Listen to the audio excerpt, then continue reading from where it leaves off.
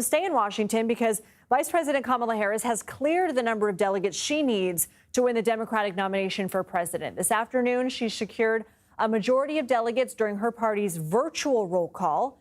She was addressing her supporters once she surpassed the delegate threshold by phone. Listen. We each face the question, what kind of country do we want to live in? Do we want to live in a country of freedom, compassion, and rule of law, or a country of chaos, fear, and hate?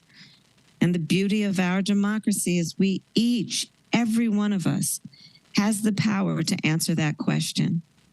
CBS News campaign reporter Nidia Cavazos joins us now. So we saw the RNC, the pomp and circumstance of the roll call on the floor. Why was this done virtually? Well, this is typically a process that should have been something that, this is celebrated in person. It's celebrated at the Democratic National Convention. But unfortunately, this year, it had to be done virtually through this process of the virtual roll call. And this was to ensure that the Democratic Party's nominee was going to be appearing across all state ballots and specifically talking about the state of Ohio.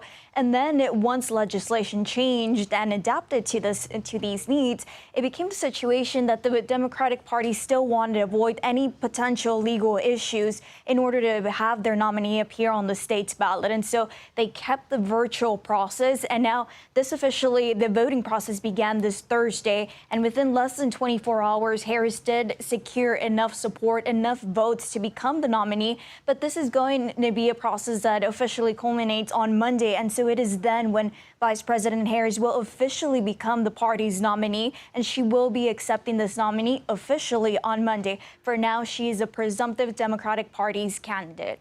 She is the first Black and South Asian woman to secure a major party nomination. What can you tell us about the history that was made?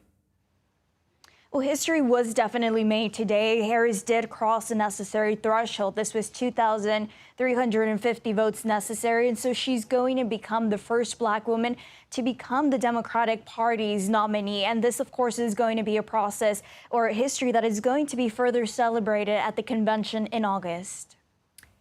We know she'll also hold meetings with top VP contenders this weekend. Who's on the list and what do we expect those to look like? Sweepstakes and really knowing who Vice President Harris is going to be picking as a running mate is a question we're all asking. It's something that we've been awaiting, but we know that the list has narrowed and it officially includes six candidates. And this includes the governors of Pennsylvania, Minnesota, Illinois, Kentucky. We also have the senator of Arizona, Mark Kelly, and also the transportation secretary, Pete Buttigieg. And we know, and CBS has officially confirmed that Vice President Harris will be officially meeting during the next 72 hours with these contenders, as she has these last couple of days and hours to really narrow down that list and make her final pick. We know that Harris, along with whoever it is that she chooses as her running mate, is going to appear in public for the first time in a campaign event in Pennsylvania, and this will be officially on Tuesday. I have less than a minute left with you, but that's just one of the multi-swing state swings she's going to be making next week.